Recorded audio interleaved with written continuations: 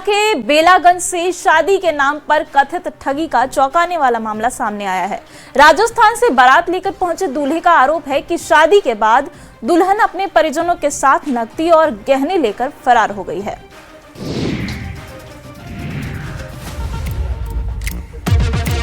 Mobile के कैमरे में कैद शादी की तस्वीरों के पीछे की कहानी जानेंगे तो आपके पांव तले जमीन खिसक जाएगी। जैसे सुहागरात के बाद दूल्हे का होश ठिकाने आ गया। तस्वीरें गया जी की हैं, जहां राजस्थान से सपनों की बारात लेकर पहुंचे दूल्हे की खुशियां महज एक रात में कफर हो गयी। आरोप है कि दुल्हन अपने परिजनों के साथ लाखों रुपए के गहने नकदी लेकर फरार हो गयी। मामला बेलागंज थाना क्षेत्र के दरियापुर गाँव का है। जानकारी के मुताबिक राजस्थान के टोंक जिले के रहने वाले संजय पटवा अपने परिवार और रिश्तेदारों के साथ यहाँ शादी करने पहुँचे थे। हिंदू रीति रिवाज के मुताबिक रात में विवाह संपन्न हुआ। पीड़ित परिवार के मुताबिक शादी तय होने के बाद दुल्हन पक्ष को 1,10,000 रुपए ऑनलाइन ट्रांसफर किए गए। इसके अलावा दुल्हन को सोने का मंगलसूत्र, सोने की अंगूठी, चांदी की पायल समेत कई कीमती उपहार भी दिए गए थे। लेकिन अगली सुबह विदाई से पहले ही सब गायब हो गए। अब दूल्हा पक्ष ने बेलागंज थाने में लिखित शिकायत दर्ज करवाई है।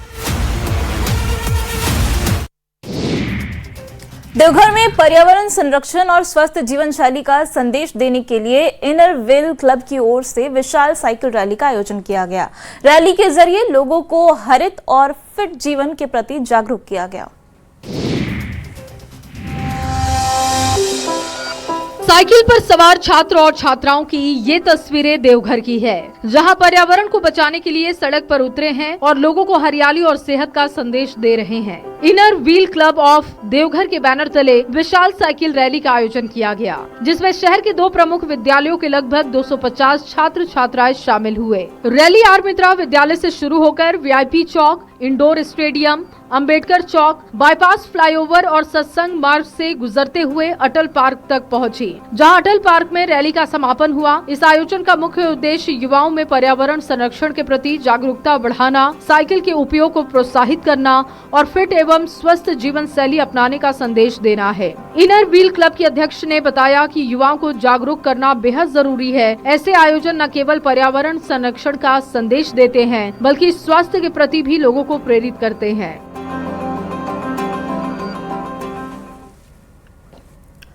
प्रधानमंत्री नरेंद्र मोदी के कार्यकाल के 12 साल पूरे होने के अवसर पर सुंदरकांड पाठ का आयोजन किया गया।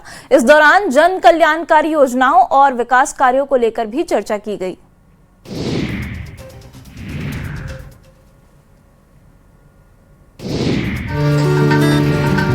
ये तस्वीरें जाली विधायक जीवेश कुमार के पटना आवास की हैं, जहां सुंदरकांड पाठ का आयोजन कर प्रधानमंत्री के कार्यकाल की उपलब्धियों को याद किया गया और देश की सुख समृद्धि की कामना की गई। इस अवसर पर बड़ी संख्या में कार्यकर्ता, समर्थक और स्थानीय लोग मौजूद रहे। कार्यक्रम के दौरान भक्ति और श्रद्धा का माहौल देखने को मिला।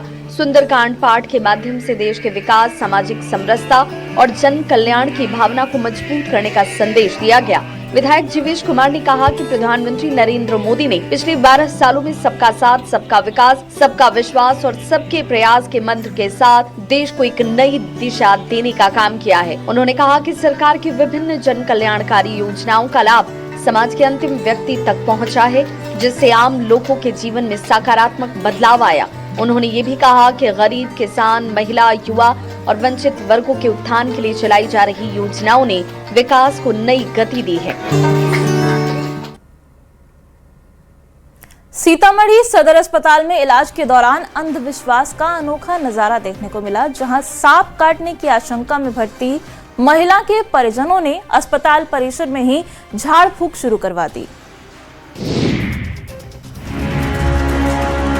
झाड़ फूंक और तंत्र मंत्र के हैरान कर देने वाली ये तस्वीरें सीतामढ़ी सदर अस्पताल की है, जहां सांप काटने की आशंका में भर्ती एक महिला का इलाज डॉक्टर कर रहे थे, लेकिन उसी अस्पताल परिसर में परिजनों ने झाड़ फूंक और तंत्र मंत्र का सहारा ले लिया। बताया जा रहा है कि बेलसंड थाना क्षेत्र के चंदौली गाँव की रहने वाली वंदना कुमारी को किसी विषैले जीव ने काटा। हालात बिगड़ने पर परिजनों ने अस्पताल पहुँचाया। डॉक्टरों ने तत्काल उपचार शुरू किया, लेकिन इसी बीच परिजनों ने एक स्थानीय भगत को बुला लिया। देखते ही देखते अस्पताल परिसर में झाड़ फूंक का दौर शुरू हो गया। उसे देखने के लिए लोगों की भारी भीड़ जुट गई। अस्पताल परिसर में बढ़ती भीड़ और इलाज व्यवस्था पर पड़ रहे असर को देखते हुए वहां पर तैनात होमगार्ड जवान को हस्तक्षेप करना पड़ा। पहले समझाने की कोशिश हुई, लेकिन जब भगत नहीं माना तो जवानों ने सख्ती दिखाते हुए उसे अस्पताल परिसर से बाहर खदेड़ दिया। इस पूरे घटनाक्रम के बाद डॉक्टर ने लोगों से अपील की है कि सांप काटने जैसे गंभीर स्थिति में अंधविश्वास नहीं बल्कि वैज्ञानिक और प्रमाणित चिकित्सा पद्धति पर भरोसा करें।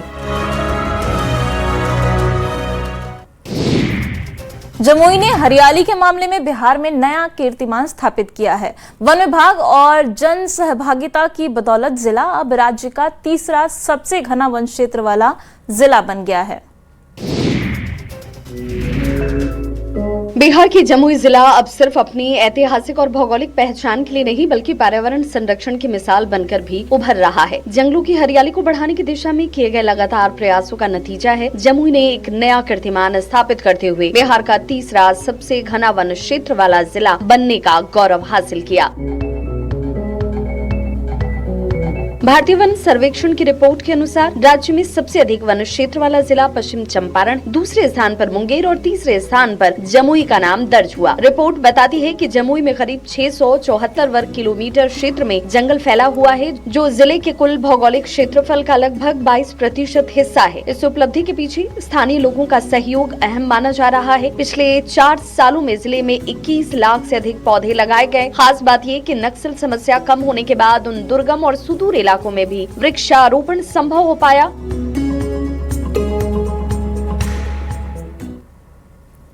मुजफ्फरपुर में अतिक्रमण के खिलाफ बुलडोजर कार्रवाई की गई। इस दौरान सरकारी जमीन पर कब्जे को साफ कर दिया गया। साथ साथ अतिक्रमणकारियों को चेतावनी भी दी गई है। मुजफ्फरपुर में एक बार फिर अतिक्रमण के खिलाफ प्रशासन का बुलडोजर गर्जा है। शहर के चांदनी चौक से लेकर के बिरैया तक सरकारी जमीन पर किए गए अवैध कब्जों को हटाने के लिए बड़े पैमाने पर अभियान चलाया गया। भारी पुलिस बल की मौजूदगी में प्रशासन ने सख्ती दिखाते हुए अतिक्रमित जमीन को खाली कराया और दोबारा कब्जा करने वालों को कानूनी कार्रवाई की चेतावनी भी दी। इस विशेष अभियान का नेतृत्व एसडीपीओ टाउन 2 विनीता सिन्हा और पश्चिमी अनुमंडल पदाधिकारी आकांक्षा आनंद ने किया। प्रशासन की टीम ने सड़क किनारे और सरकारी भूमि पर बने अवैध निर्माण को चिन्हित कर बुलडोजर से ध्वस्त किया। कार्रवाई के दौरान पूरे इलाके में सुरक्षा के व्यापक इंतजाम किए गए थे ताकि किसी तरह की कोई अनहोनी न हो सके। बता दें कि सबसे चर्चित कार्रवाई एक बड़े वाहन शोरूम पर हुई, जहां सरकारी जमीन पर अतिक्रमण के आरोप में बुलडोजर चलाया गया। प्रशासन का कहना है कि सरकारी संपत्ति पर किसी भी तरह का अवैध कब्जा बर्दाश्त नहीं किया जाएगा और अभियान आगे भी जारी रहेगा। साथ ही पुलिस ने ये भी साफ कर दिया है कि दोबारा अतिक्रमण बुलडोजर चलेगा।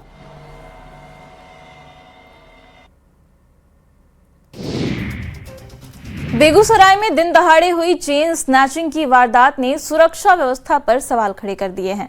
बाइक सवार बदमाश महिला के गले से सोने की चेन छीनकर फरार हो गए, जबकि पूरी घटना सीसीटीवी में कैद हो गई है।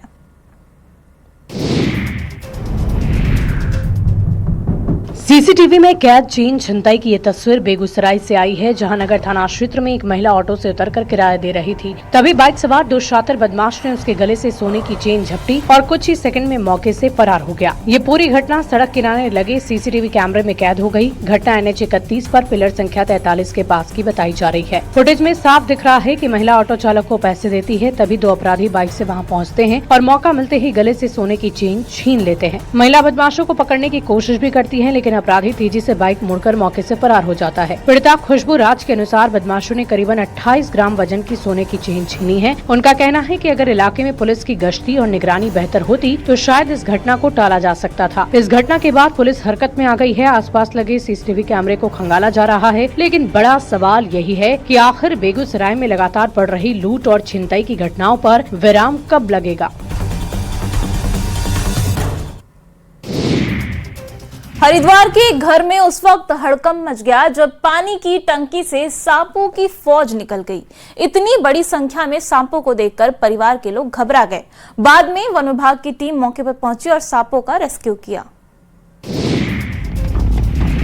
अगर सुबह कोई पानी भरने जाए और टैंकी में एक नहीं बल्कि 27 सांप रेंगते हुए दिखाई दिए तो किसी के भी होश उड़ जाएंगे। हरिद्वार के सराय गांव में यही टैंकी उस वक्त दहशत की वजह बन गई जब घर के सदस्यों को उसमें कुछ अजीब सी हलचल दिखी। जैसे ही टैंकी के अंदर झांक कर देखा गया, वहां का नजारा देखकर सबके होश उड़ गए। टैंकी में सांप के बच्चे रेंग रहे थे। इतनी बड़ी संख्या में सांपों को देखकर परिवार के लोग घबरा गए। इसके बाद फौरन वन विभाग को सूचना दी गई, जिसके बाद वन विभाग की क्विक रिस्पांस टीम मौके पर पहुंची और रेस्क्यू ऑपरेशन शुरू किया गया। सांप पकड़ने वाले ने बेहद ही सावधानी से एक एक करके सभी सांपों के बच्चों को बाहर निकालना शुरू किया। काफी समय बाद सांप के सभी 27 बच्चों को सुरक्षित रेस्क्यू किया गया। अब सवाल ये भी है कि कब से ये सांप पानी की टैंकी में थे। सबसे हैरान करने वाली बात ये भी रही कि सभी सांप के बच्चे जीवित थे। एक्सपर्ट का मानना है कि भीषण गर्मी की वजह से किसी मादा सांप ने टैंकी या सीवी टैंक की दरारों में अंडे दिए होंगे। अंडों से निकलने के बाद ये छोटे सांप दरारों के रास्ते टैंकी के अंदर पहुंच गए। अगर किसी एयरपोर्ट पर विमान हादसा हो जाए तो राहत और बचाव कार्य कितनी तेजी और दक्षता से किया जा सकता है, इसकी परख के लिए जमशेदपुर के सोनारी एयरपोर्ट पर हाई लेवल मॉक ड्रिल आयोजित की गई। रिपोर्ट देखिए। ये तस्वीरें जमशेदपुर के सोनारी एयरपोर्ट की है, जहां उस वक्त अफरा तफरी का माहौल बन गया जब प्लेन लैंडिंग के दौरान क्रैश होने और उसमें आग लगने का दृश्य सामने आया। हालांकि घबराने की जरूरत नहीं है, क्योंकि ये किसी वास्तविक हादसे का नहीं बल्कि आपदा से निपटने की तैयारी का मॉक ड्रिल था। टाटा स्टील और जिला प्रशासन के संयुक्त तत्वाधान में आयोजित इस विशेष अभ्यास में प्लेन क्रैश की स्थिति तैयार की गई। जैसे ही विमान दुर्घटनाग्रस्त हुआ, फायर ब्रिगेड की टीम मौके पर पहुंची। आग पर काबू पाने का अभियान शुरू कर दिया गया। रेस्क्यू टीम ने विमान में फंसे यात्रियों को सुरक्षित बाहर निकालकर तत्काल एम्बुलेंस के जरिए TMH अस्पताल भेजा। इस मॉक ड्रिल में टाटा स्टील के सेफ्टी विभाग, फायर ब्रिगेड, TMH के डॉक्टर्स, एम्बुलेंस कर्मियों और जिला प्रशासन की टीम ने हिस्सा लिया। वहीं टाटा स्टील कॉर्पोरेटेड कम्युनिकेशन की प्रतिनिधि निभा शर्मा ने बताया कि तैयारियों का समय समय पर आकलन किया जाता है। इसी कड़ी में ये मॉक ड्रिल आयोजित थी। सिवान में चर्चित शहजाद अली हत्याकांड के फरार आरोपियों पर पुलिस का शिकंजा लगातार कसता जा रहा है। कोर्ट के आदेश पर पुलिस ने ढोल नगाड़े के साथ गांव पहुंचकर इश्तेहार चस्पा किया और जल्द सरेंडर नहीं करने पर कुर्की जब्ती की चेतावनी भी दी है।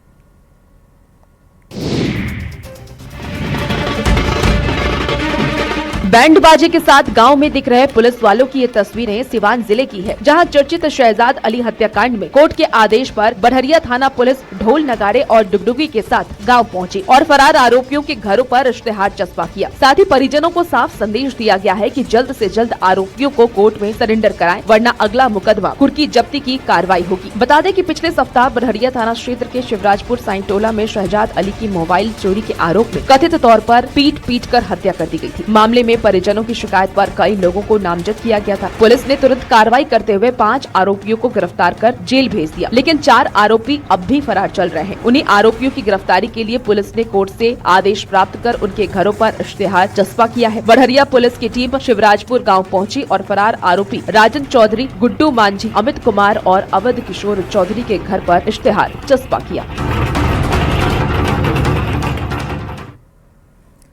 कहते हैं कि अगर शिक्षक ठान ले तो वो समाज की तस्वीर बदल सकता है, और इसकी मिसाल पेश की है पश्चिमी सिंहभूम के चाईबासा जिले के एक सरकारी स्कूल के शिक्षक ने। क्या है पूरी खबर, 1 मिनट में देखिए। ये अपने आप में एक कहानी बयां कर रही है जो पश्चिमी सिंहभूम के चाईबासा जिले की है, जहां के मचगांव प्रखंड के शिक्षक विमल किशोर बोईपाई की अनोखी पहल चलंत साइकिल लाइब्रेरी सह स्व अध्ययन केंद्र आज पूरे इलाके में चर्चा का विषय है। साइकिल पर किताबें, अध्ययन सामग्री और सीखने का संदेश लेकर गांव-गांव घूमने वाली ये मोबाइल लाइब्रेरी बच्चों के लिए आकर्षण का केंद्र बन गई। ग्रामीण क्षेत्रों में संसाधन और शैक्षणिक माहौल की कमी की वजह से बच्चे अक्सर छुट्टियों में पढ़ाई से दूर हो जाते हैं, लेकिन शिक्षक विमल किशोर की तरफ से शिक्षा को लेकर अनोखी पहल की गई। नतीजा ये है कि जो बच्चे पहले दिन भर खेलकूद में व्यस्त रहते थे, वो अपने शिक्षक को फोन कर ऑनलाइन पढ़ाई कराने की मांग करते हैं। इतना ही नहीं, बच्चों की पढ़ाई बाधित ना हो, इसके लिए शिक्षक ने अपनी निजी खर्च से मोबाइल फोन और टैबलेट जैसी सुविधाएं भी उपलब्ध कराई। फिलीपींस में सोमवार सुबह आए भीषण भूकंप के बाद अब सुनामी ने हालात और ज्यादा डरावना बना दिए हैं। तटीय इलाकों में देखते ही देखते ऊंची ऊंची लहरों ने तबाही मचा दी। हजारों लोगों को सुरक्षित जगहों की ओर पलायन करना पड़ा। अभी भी खतरा टला नहीं है। फिलीपींस में भूकंप के बाद सुनामी ने दहशत पैदा कर दी है। मंजर बेहद ही खौफनाक है। फिलीपींस के मिंडानाओ द्वीप में सोमवार सुबह तबाही वाला भूकंप आया था, जिसके बाद फिलीपींस और इंडोनेशिया के कुछ हिस्सों में सुनामी की चेतावनी जारी की गई थी। और ये तस्वीरें तब की हैं जब समंदर उफान पर था। स्थानीय प्रशासन ने तटवर्ती इलाके में रहने वाले हजारों लोगों को सुरक्षित जगहों पर जाने की अपील की थी। सुनामी ने तटीय इलाकों में दहशत फैला दी है। खतरा अभी टला नहीं है। समंदर अशांत है। ऊंची ऊंची लहरें उठ रही हैं। सुनामी में कितना नुकसान हुआ है इसको लेकर अभी अंदाजा नहीं लगाया जा सकता, क्योंकि अभी भी मौसम खराब बना हुआ है। ऐसे में सुरक्षा एजेंसियां और प्रशासन लगातार हालातों पर नजर बनाए हुए है। अब दहशत में भर देने वाली इन तस्वीरों को देखिए। समंदर के रौद्र रूप के आगे हर कोई बेबस है। सुनामी के आगे बड़ी बड़ी बोट खिलौनों की तरह हिचकोले खाती नजर आई। हर उठती लहर अपने साथ डर, दहशत और तबाही का संदेश लेकर आ रही है। दरभंगा में रेलवे ओवरब्रिज निर्माण और सड़क चौड़ीकरण का रास्ता अब साफ हो गया है। प्रशासन ने बुलडोजर चलाकर पुराने दुकानों को हटाया, जबकि प्रभावित दुकानदारों को नए दुकानों की चाबी भी सौंपी गई और उन्हें शिफ्ट कराया गया। दरभंगा में रेलवे ओवरब्रिज यानी कि आरओबी निर्माण और सड़क चौड़ीकरण परियोजना को लेकर जिला प्रशासन ने बड़ी कार्रवाई की है। शहर के लहरियासराय टावर से चट्टी चौक के बीच रेलवे गुमटी के पास स्थित नगर निगम की करीब 10 पुरानी दुकानों पर बुलडोजर चलाकर उन्हें हटा दिया गया। इस कार्रवाई के साथ ही लंबे समय से अटके सड़क चौड़ीकरण और आरओबी निर्माण कार्य का रास्ता साफ हो गया है। हालांकि इस कार्रवाई की सबसे खास बात ये रही कि प्रशासन ने प्रभावित दुकानदारों को बिना वैकल्पिक व्यवस्था के नहीं हटाया। नगर निगम की ओर से पहले से ही पुराने दुकानों के पीछे नई दुकानों का निर्माण कराया गया था। कार्रवाई से पहले सभी दुकानदारों को नई दुकानों की चाबी सौंपी गई और उन्हें वहां शिफ्ट कराया गया। इसके बाद बुलडोजर की मदद से पुराने ढांचों को हटाया गया। प्रभारी एसडीएम संजीत कुमार ने बताया है कि रेलवे ओवरब्रिज निर्माण परियोजना और सड़क चौड़ीकरण के लिए ये कदम जरूरी था। प्रशासन की प्राथमिकता ये भी रही कि किसी दुकानदार की रोजी रोटी प्रभावित न हो। ऐसे में रेलवे गुमटी पर लगने वाले जाम से लोगों को राहत मिलेगी। नशे के खिलाफ सिमडेगा में स्वास्थ्य विभाग ने बड़ा जागरूकता अभियान शुरू किया है। 15 दिनों तक चलने वाले इस विशेष अभियान के तहत युवाओं को मादक पदार्थों के दुष्प्रभावों से अवगत कराया जा रहा है। सड़कों पर दिख रहे स्वास्थ्य विभाग के कर्मचारियों की ये तस्वीरें सिमडेगा की है, जहां जिले को नशा मुक्त बनाने की दिशा में स्वास्थ्य विभाग ने बड़ा अभियान शुरू किया। युवाओं को मादक पदार्थों से दुष्प्रभावों से अवगत कराने के लिए समाज को नशे के खिलाफ जागरूक करने के उद्देश्य से सदर अस्पताल परिसर से एक जागरूकता रैली निकाली गई। रैली को सिविल सर्जन ने हरी झंडी दिखाकर रवाना किया। इसके बाद स्वास्थ्य कर्मियों, अधिकारियों और प्रतिभागियों ने शहर के विभिन्न मार्गों का भ्रमण कर लोगों को नशे से दूर रहने के साथ ही स्वस्थ जीवन शैली अपनाने का संदेश दिया। रैली के दौरान लोगों को बताया गया कि मादक पदार्थ न केवल व्यक्ति के स्वास्थ्य को नुकसान पहुंचाता है, बल्कि परिवार और समाज पर भी इसका गंभीर असर होता है। सिविल सर्जन ने बताया कि जिले में 15 दिनों का विशेष अभियान चलाया जा रहा है। इस अभियान के तहत प्रतिदिन लगभग अलग अलग कार्यक्रम का आयोजन होता है, जिनके माध्यम से लोगों को नशे के दुष्प्रभाव के बारे में बताया जाएगा। अब बात एक ऐसी खबर की जिसने राष्ट्रपिता महात्मा गांधी से जुड़े एक महत्वपूर्ण स्मारक की सुरक्षा पर सवाल खड़े कर दिए हैं। जमुई के खादी ग्राम में बापू के 3 बंदरों में से एक की मूर्ति चोरी हो गई है। ये तस्वीरें जमुई के बरहट प्रखंड स्थित खादी ग्राम की है, जहां राष्ट्रपिता महात्मा गांधी की प्रतिमा परिसर में स्थापित बापू के 3 बंदरों में से एक बंदर की मूर्ति चोरी हो गई। ये वही प्रतीकात्मक बंदर था जो गांधी जी के प्रसिद्ध संदेश बुरा मत देखो का प्रतिनिधित्व करता था। अज्ञात असामाजिक तत्वों ने मूर्ति को तोड़कर वहां से गायब कर दिया। खास बात यह है कि ये प्रतिमा परिसर कोई सामान्य स्थल नहीं, बल्कि गांधीवादी विचारक आचार्य राम मूर्ति के आश्रम परिसर में स्थित है, जहाँ गांधीवादी मूल्यों और विचारों को बढ़ावा देने का काम किया किया जाता रहा है। साल 2022 में महात्मा गांधी के प्रपौत्र तुषार गांधी इस आदमकद प्रतिमा और 3 बंदरों की मूर्तियों का अनावरण किया था। अब 4 साल के भीतर ही स्मारक परिसर से एक मूर्ति की चोरी ने सुरक्षा व्यवस्था पर गंभीर सवाल खड़े कर दिए हैं। स्थानीय लोगों का ये मानना है कि ये केवल चोरी नहीं बल्कि गांधीवादी प्रतीकों और मूल्यों के प्रति असम्मान का मामला भी है। वहीं घटना की जानकारी मिलने के बाद लोगों में नाराजगी है और दोषियों की पहचान कर सख्त कार्रवाई की मांग की जा रही है। कुशीनगर में प्राचीन समय के चांदी के सिक्के मिलने की घटना सामने आई है। करीब 330 चांदी के सिक्के मिले हैं, जिसके बाद सिक्कों की लूट मच गई। पुलिस जांच पड़ताल में जुटी हुई है। कुशीनगर के गोपालपुर ओजबालिया गांव में एक खेत जहां रोज की तरह सफाई का काम चल रहा था, लेकिन अचानक मजदूरों की नजर मिट्टी में चमकती हुई एक चीज पर पड़ी। जब उसे बाहर निकाला गया तो सिक्के की शक्ल में बाहर आया और देखते ही देखते जखीरा निकलने लगा। दावा यह है कि सिक्के चांदी के थे, जिनकी कीमत आज के समय में आसमान को छू रही है। इसके बाद जैसे जैसे मिट्टी हटती गई, वैसे वैसे इतिहास की परतें खुलती चली गयी। कुछ ही देर में खेत से पुराने चांदी के सिक्के मिलने की चर्चा पूरे इलाके में फैल गई। बताया जा रहा है कि करीब 330 चांदी के सिक्के मिलने की बात सामने आई है। सिक्कों पर अरबी और उर्दू लिपि जैसी लिखावट दिखाई देने की बात कही जा रही है, जिससे इनके ऐतिहासिक महत्व को लेकर उत्सुकता और बढ़ गई है। खजाने की खबर मिलते ही गांव के लोगों की भीड़ उमड़ पड़ी। हर कोई इन सिक्कों को देखने और हासिल करने की कोशिश में जुट गया। हालात ऐसे बने कि मौके पर छीना झपटी तक हो गई।